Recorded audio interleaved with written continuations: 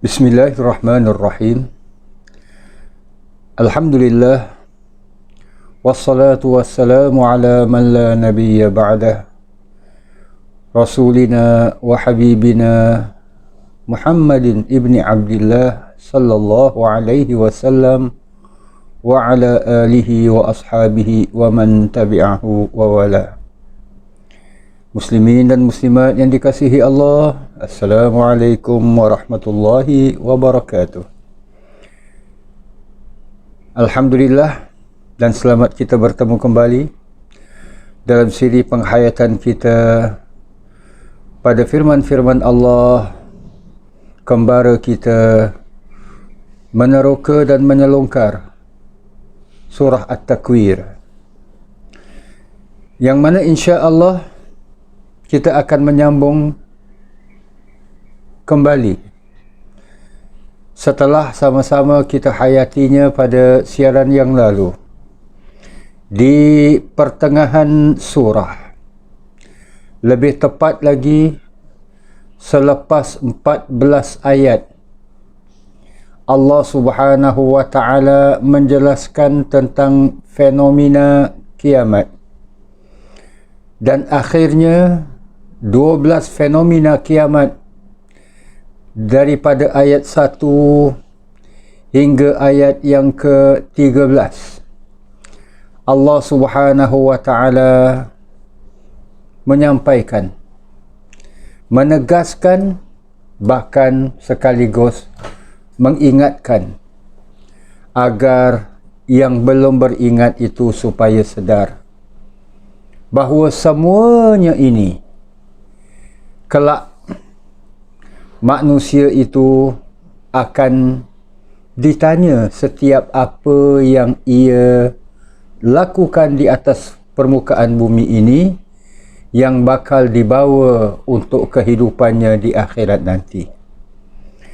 Maka pada kelompok ayat 15 hingga 18 dalam siaran yang lalu, kita dapati Allah Subhanahu wa ta'ala dalam penegasan ini yang cukup tegas, peringatan ini yang cukup untuk membuatkan pada hakikatnya setiap orang akan beringat. Allah Subhanahu wa ta'ala bersumpah dengan bintang-bintang yang tenggelam dan timbul, yang beredar, yang tetap pada tempatnya. Begitu juga Allah bersumpah dengan wal-laili idza as'as, malam itu apabila ia hampir habis, iaitu untuk berpindah hari kepada hari siang, was-subhi idza tanaffas, dan begitu jugalah Allah bersumpah dengan waktu subuh, waktu awal pagi, apabila ia mulai terang dan matahari itu terbit menyinari alam ini. Muslimin dan muslimat yang dirahmati Allah, kenapa begitu tegas sekali Allah Subhanahu wa ta'ala sampai bersumpah, yang mana sumpah Allah dalam Al-Quran pada ayat-ayat yang kita bacakan tadi, 4 ayat tadi, di mana Allah Subhanahu wa ta'ala sebenarnya mahu mempertahankan kebenaran Rasulullah sallallahu alaihi wasallam, dan apa yang dibawa oleh baginda bukanlah sesuatu mainan, bukan sesuatu senda gurauan, bukan sesuatu yang boleh diperlekehkan, bahkan sesuatu yang ditolak dan tidak diberi perhatian. Sesuatu yang disampaikan oleh Muhammad ini malah bukan ia pandai-pandai menciptanya, bukan ia suka-suka mengada-ngadakannya, Sebaliknya, ia adalah merupakan firman-firman Allah yang dibawa oleh makhluk yang bernama malaikat, yang empunya kekuatan yang tidak ada tolok bandingnya bila mana Allah Subhanahu wa taala berikan kepada para malaikat ini. Muslimin dan muslimat yang dirahmati Allah, yuk marilah kita selongkar sedikit ayat-ayat yang seterusnya, kelompok ayat 19, 20 dan 21 dari surah At-Takwir ini. Firman Allah Subhanahu wa taala, a'udzu billahi minasy syaithanir rajim. Innahu laqaulu rasulin karim.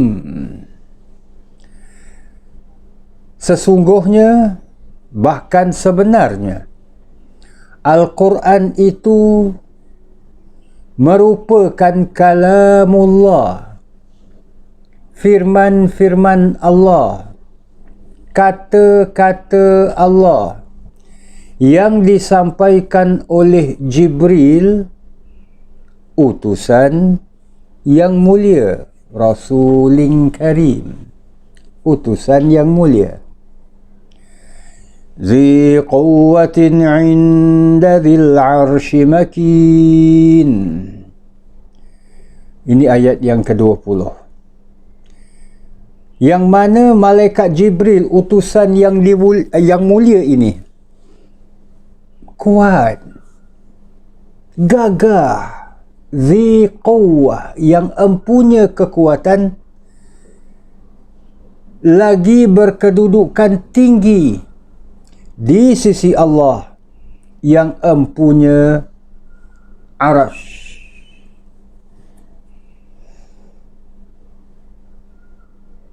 Singgah sana. Itu direct translation, terjemahan langsung bagi perkataan arasy. Dan ayat 21, muta'in thumma amin. Muta'in, yang ditaati, thumma amin, yang ditaati di sana, iaitu dalam kalangan para malaikat. Sebab malaikat Jibril ini boleh diistilahkan sebagai penghulu ataupun ketua para malaikat seluruhnya. Ia ditaati sebab ia bawa satu tugas yang mana tidak dapat dan tidak mampu dilakukan oleh para malaikat yang lain. Tugas yang mulia, iaitu tugas menyampaikan wahyu Allah Subhanahu wa taala. Bahkan amin, lagi dipercayai. Nah, inilah muslimin dan muslimat yang dirahmati Allah. Ayat 19, 20 dan 21 dari surah At-Takwir, yang mana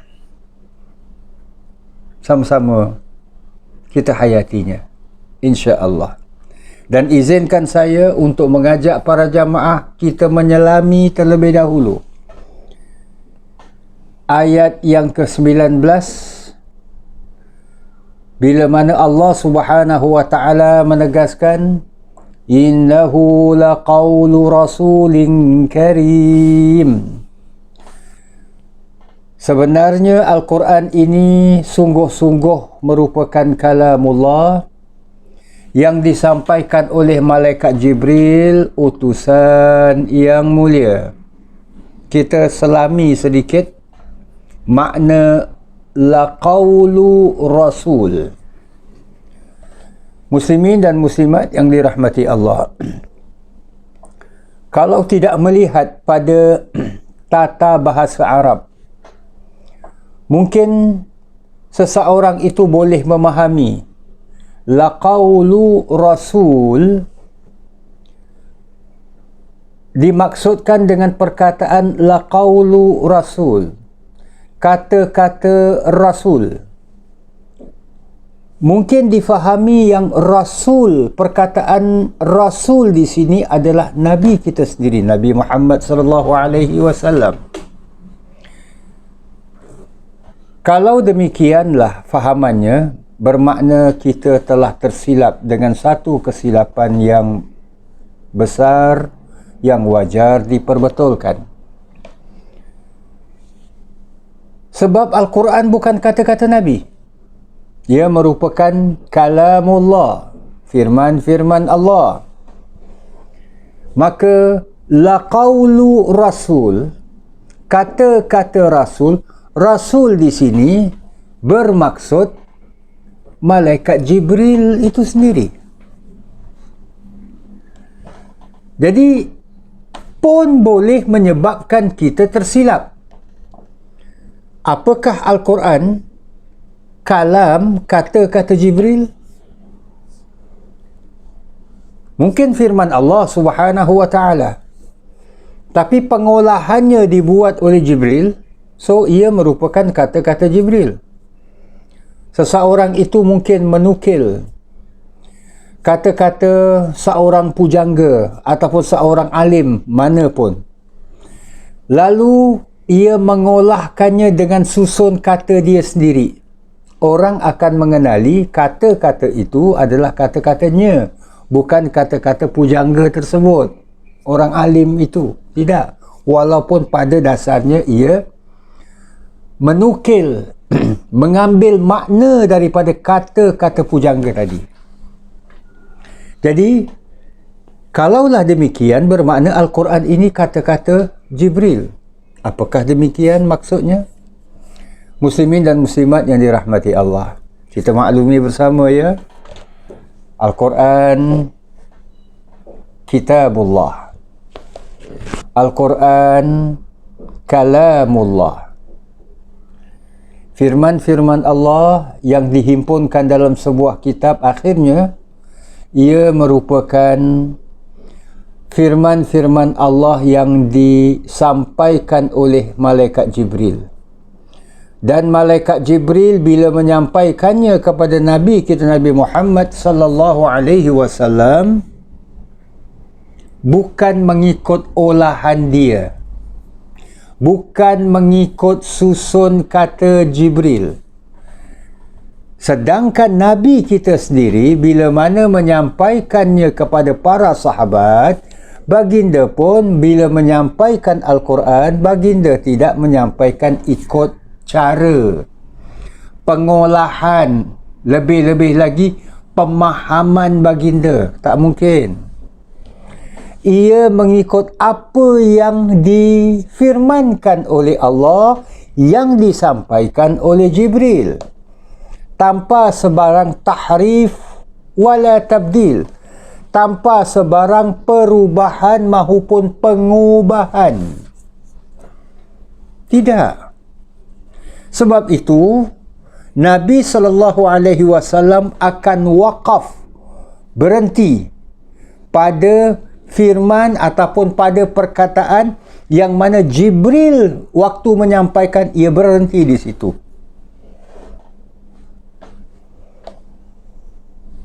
Sebagai contohlah ayat yang biasa kita baca kan, fawailul lil musallin,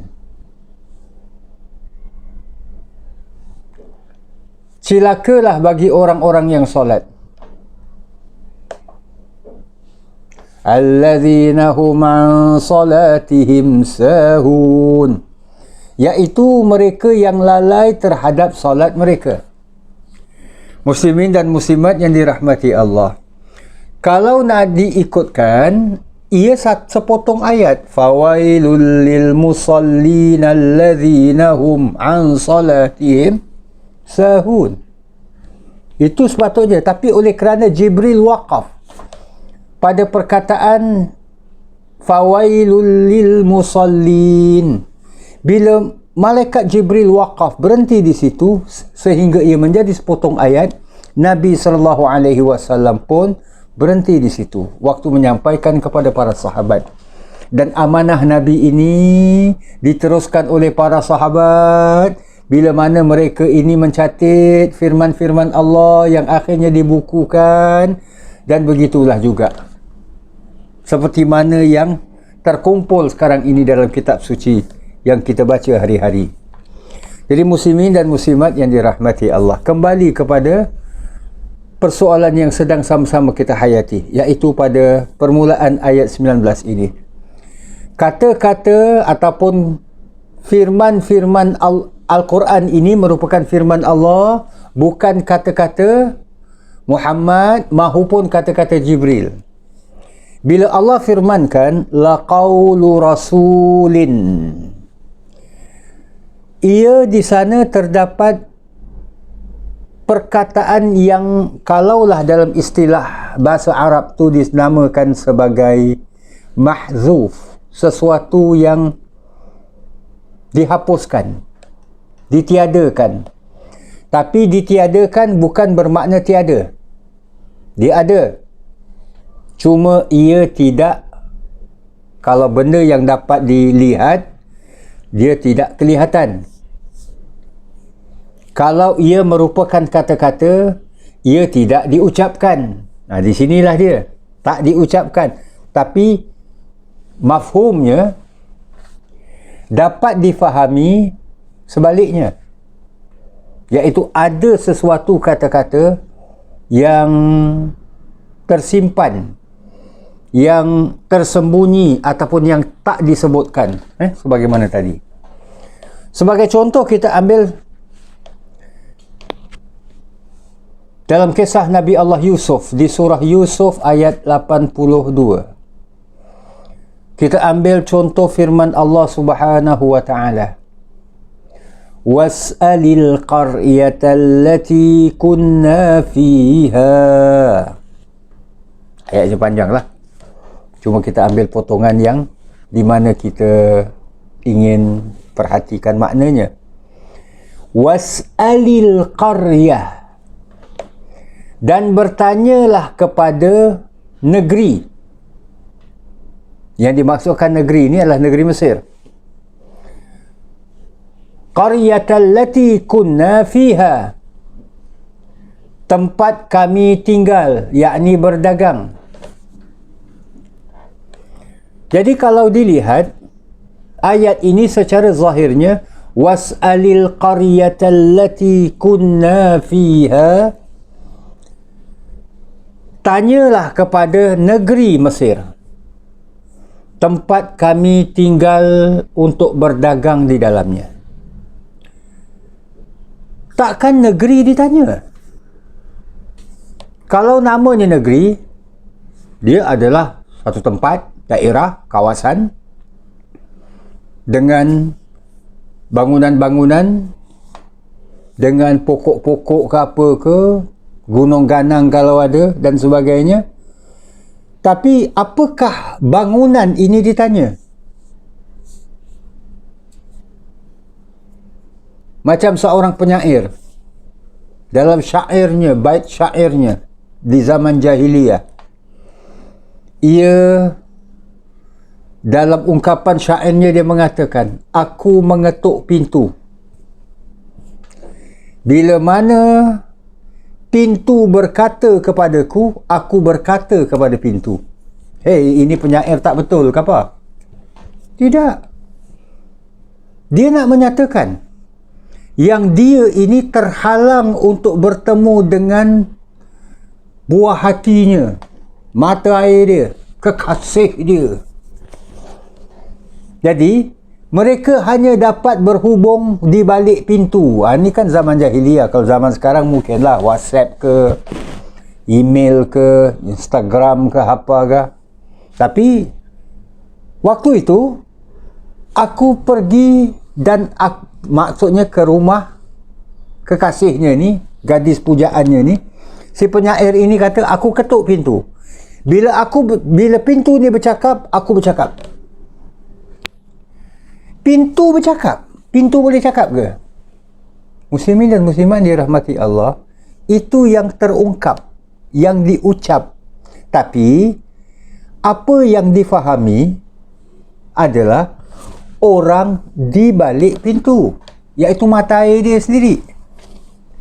Jadi bila mana kekasih di balik pintu bercakap padanya, dia pun bercakap. Jadi muslimin dan muslimat dirahmati Allah, kembali kepada contoh ayat 82 surah Yusuf ini. Tanyalah qarya, tanyalah negeri. Tak mungkin tanya negeri kan? Jadi yang dimaksudkan adalah tanyalah penduduk negeri itu.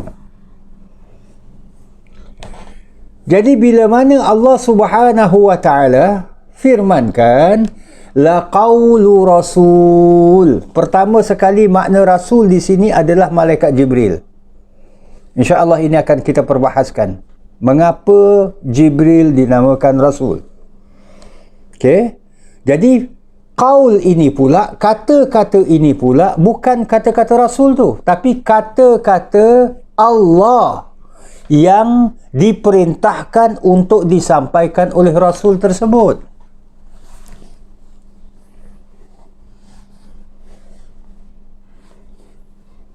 Seorang ayah dalam keadaan sakit, ni contoh saja, berpesan kepada anaknya. Contohlah pinjam nama selalu yang kita pinjam, Ahmad. Ayah ni berkata kepada Ahmad, dalam keadaan sakit ni, Mat, Pak Ngah kau ni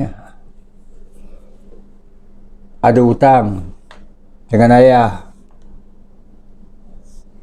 Tak banyaklah.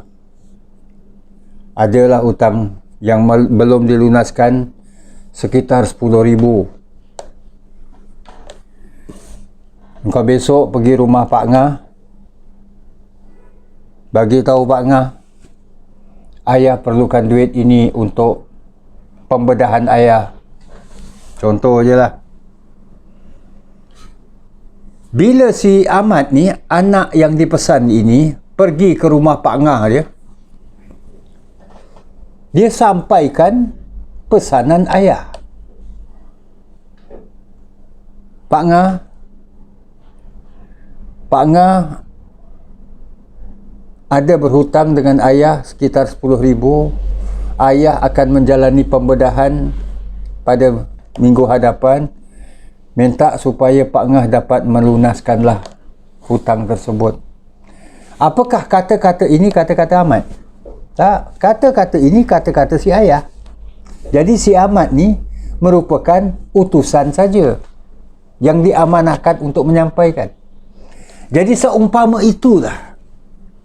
Jadi muslimin dan muslimat yang dirahmati Allah, itulah dia. Bila Allah firmankan, ini merupakan kata-kata Allah, firman Allah yang Allah perintahkan kepada Jibril untuk sampaikan kepada Muhammad. Nah, persoalan kedua, mengapa Jibril dinamakan Rasul? Macam si ayah tadi beri ataupun bermesan kepada Ahmad, anaknya, yang Pak Ngahnya ini ada hutang 10,000. Si Ahmad ni tak boleh bila mana menyampaikan kepada Pak Ngah, Pak Ngah ada hutang 11,000 Pak Ngah pada ayah.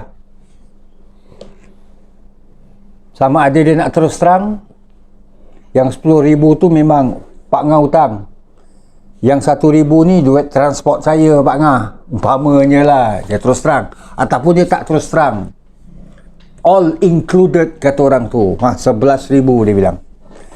Muslimin dan muslimat yang dirahmati Allah, kalaulah demikian, bermakna si Ahmad ni tidak menjalankan tugas dengan baik, tidak amanah. Ini pun nanti akan kita perkatakan. Jadi Jibril dinamakan Rasul kerana ia merupakan utusan. Jadi utusan ini kalau diminta sampaikan yang hutang itu jumlahnya 10,000, ya 10,000. Tak boleh nak tambah 10,000 $50 ke umpamanya lah. Mungkin duit tips Dia kopi kata orang tu kan, tak ada banyak-banyak sangat. So muslimin dan muslimat yang dirahmati Allah, ini Rasul. Rasul adalah orang yang diutus. Kalau dalam konteks ayat ini, malaikat Jibril yang diutus, yang diperintahkan untuk disampaikan. Jadi apa yang dia sampaikan itu adalah bukan kata-kata dia, tapi kata-kata Allah, firman Allah. Inilah asal makna Rasul. Utusan. Maknanya dia terikat dengan kata-kata tersebut. Muslimin dan muslimat yang dirahmati Allah. Jadi Allah bila mana firmankan yang Rasul ini adalah Rasul yang mulia, Rasulin Karim, utusan yang mulia, bermakna ia menyampaikan setiap apa yang diperintahkan, difirmankan. Begitu yang dititahkan, yang diperintahkan, begitulah yang disampaikan. Begitu yang difirmankan, begitu jugalah yang disampaikan kepada Muhammad. Sebab itu Al-Quran ini, muslimin dan muslimat yang dirahmati Allah, firman Allah yang suci. Sebab itu bila mana huruf, kalau kita baca lah, huruf ha tak boleh kita baca ha. Huruf ain tak boleh kita baca a, dan seterusnya. Qaf dengan kaf berbeza. Dan kita tidak boleh berhenti ikut suka hati kita.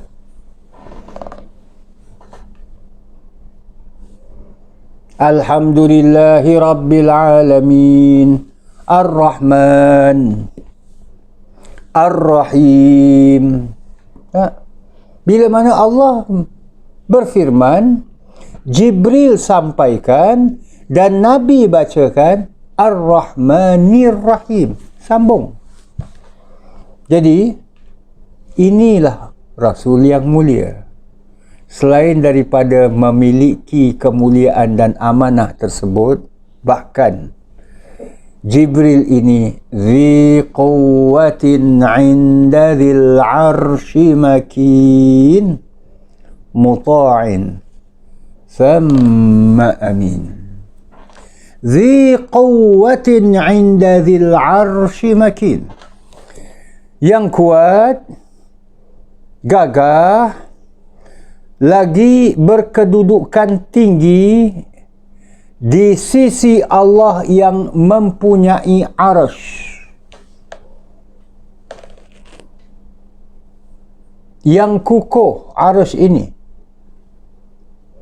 Muta'in thamma amin, yang ditaati di sana di kalangan para malaikat yang lain, lagi amin, yang cukup dipercayai, yang cukup bersifat amanah. Muslimin dan muslimat yang dirahmati Allah, kita lihat beberapa ciri malaikat Jibril yang Allah firmankan dalam ayat 20 dan 21 ni. Zi quwwatin, ia mempunyai kekuatan. Muslimin dan muslimat yang dirahmati Allah, orang kalau, ini orang manusia, orang kalau tidak memiliki keupayaan ataupun kekuatan untuk mengangkat sesuatu barang yang berat, dia tak akan mampu lakukan. Meja ni beratnya mungkin 10 kilogram. Takkan kilometer kan? Kilogram. Meja ni. So, 10 kg, kilogram ni, kita masih kuat angkat. Seorang. Ni tak nak cakap kalau angkat 2-3 orang lah. Tapi kalau sekiranya kemampuan kita tahap itu aja, berat meja ni adalah 20 kg. Kita tak mampu angkat. Sebab kita tak ada kekuatan di situ. Kawan baik kita, bila kita datang ke majlis jamuan dia, dia bilang, kau tambah ha. Makanan banyak ha. Sedap tau, makan ha. Memang sedap. Memang aku nak makan. Tapi apakan daya, kemampuan aku cuma setakat makan sepinggan ni aja. Nah, ni contoh makan lah kan. Sepinggan ni aja. Aku tak mampu nak makan lebih. Nanti keluar balik Kang kalau aku makan lebih. So, muslimin dan muslimat yang dirahmati Allah, itu kemampuan, tahap kemampuan. Tapi bila mana Allah firmankan zi quwwatin, yang empunya kekuatan. Perkataan zi quwwah, yang kuat ataupun yang punya kekuatan, yang punya kegagahan. Allah tidak melimitkan kegagahan tersebut, kekuatan tersebut, kemampuan tersebut. Allah tak limitkan. Datangnya dalam bentuk quwwatin dengan dua baris bawah bagi huruf ta marbutah sebagai menunjukkan nakirah, iaitu umum. Maknanya kekuatan ini Allah berikan kepadanya, dia mampu buat. Dia mampu buat. Bila dia mampu buat, sebab kekuatan Allah berikan kepadanya. Kalau Allah berikan kekuatan itu, contohlah power yang diberikan, kuasa yang diberikan, 1, 2, 3, 4, 5 sampai 5, dia hanya mampu melakukan sampai 5. Tapi kalau Allah beri kekuatan, ni contoh saja, contoh, up to 8, sehingga kuasa tu 8 kekuatan, umpamanya dia mampu buat sampai 8. Ini zi quwwah. Makna 1 sampai 5 tadi, kekuatan yang Allah berikan, kamu wahai manusia, kamu tak milikinya. Kamu tak ada. Kekuatan kamu paling-paling 1, 2. Okeylah. Mungkin orang yang jenis tulang besi, urat dawai ke apa, kuat ke apa ke, umpamanya lah, kekuatan dia sampai 3 suku. Lebih daripada 3 suku, dia kena 3 suku pula. Jadi tak betul. Jadi contoh je, menunjukkan bahawa kekuatan dia sampai situ je. Dan kita sedia maklum, muslimin dan muslimat dirahmati Allah, hari ini contohnya orang muda mampu mengangkat 20 kilogram ni, kg ni tadi, meja 20 kilogram, dia mampu angkat. Tapi bila mana dia dah tua, dia hanya termampu menjinjing barang 2 kg saja. Yes, ini manusia, kita serba lemah.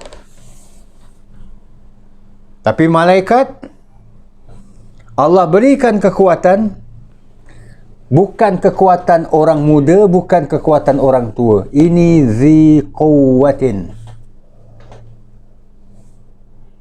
Dan ia diberi dengan kedudukannya yang mulia, iaitu di sisi Allah, Tuhan yang empunya arash, yang kukuh.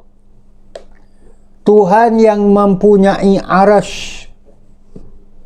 Malaikat ini sendiri makin, ia mempunyai kedudukan yang tinggi.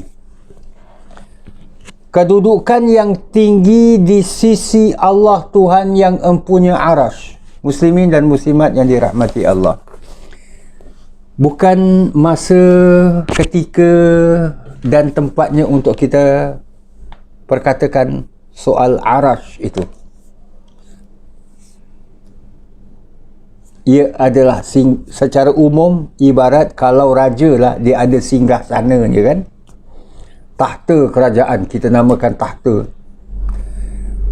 Maka itu arash maksudnya adalah satu kedudukan kalau di sisi puak-puak Arab ni, mereka hidup secara berkelompok-kelompok mungkin.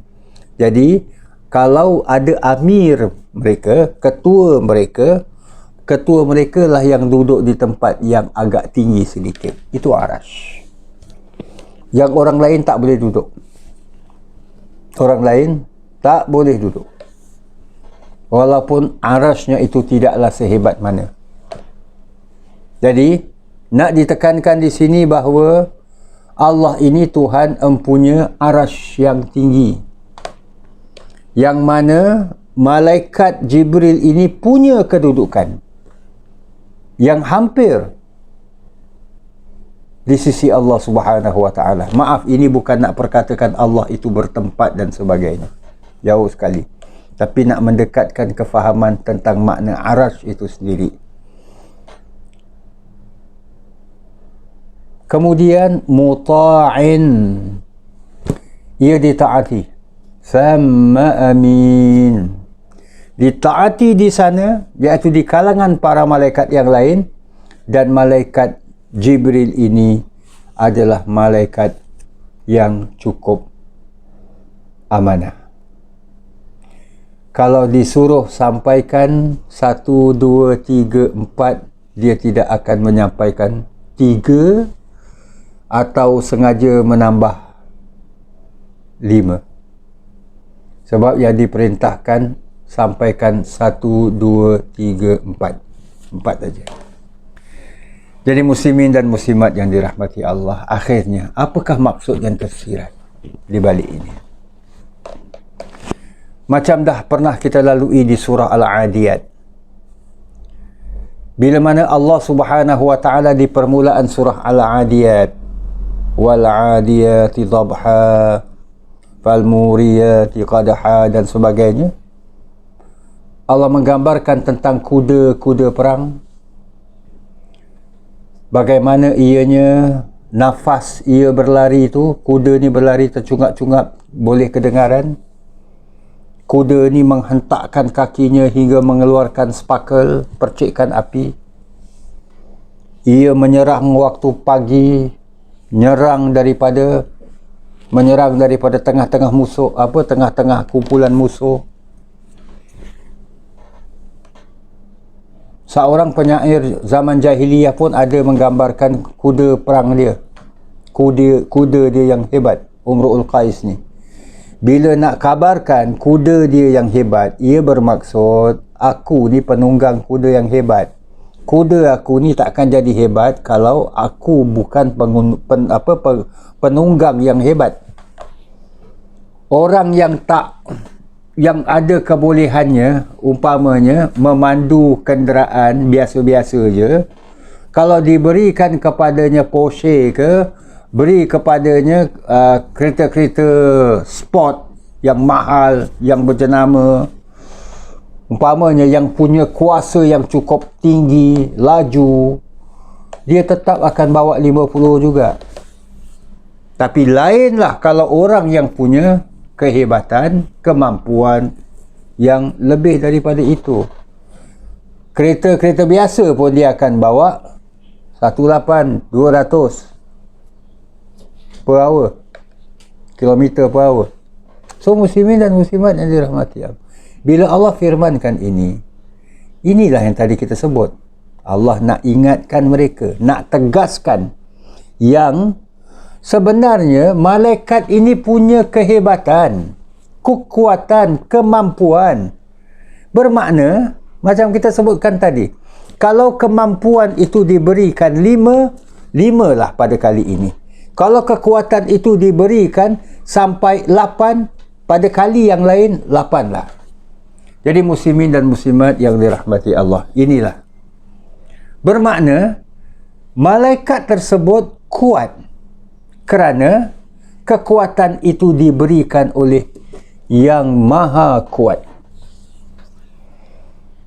Dia mampu untuk buat kerana dia diberikan kemampuan oleh Tuhan yang maha mampu untuk buat setiap sesuatu. So akhirnya peringatan. akhirnya seruan supaya orang-orang ini beriman. Namun muslimin dan muslimat yang dirahmati Allah, bila kita selongkar ayat 22 dan seterusnya, insya-Allah Allah nak tegaskan bukan sekadar kekuatan dan kemampuan malaikat ini saja, sebab malaikat ini hanya utusan, tak lebih daripada itu. Yang lebihnya adalah siapa yang akhirnya Al-Quran ini kamu dengar daripadanya. Kamu dengar daripada Jibril ke? Tak. Kamu dengar tiba-tiba ke firman Allah begitu saja, nampak ayat kat langit ke apa ke? Tidak. Yang menyampaikannya adalah Muhammad, yang kamu tuduh dia sebagai orang gila. Itulah yang nantinya insya-Allah akan kita selongkar pada ayat 22 dan seterusnya dalam pertemuan ataupun siaran yang akan datang dengan izin Allah Subhanahu wa taala. Kita berhenti di sini dulu muslimin dan muslimat. Terima kasih di atas kesudian bersama. Aqulu qawli hadza wa astaghfirullahal azim li wa lakum wa lisairil muslimin. Wassalamualaikum warahmatullahi wabarakatuh.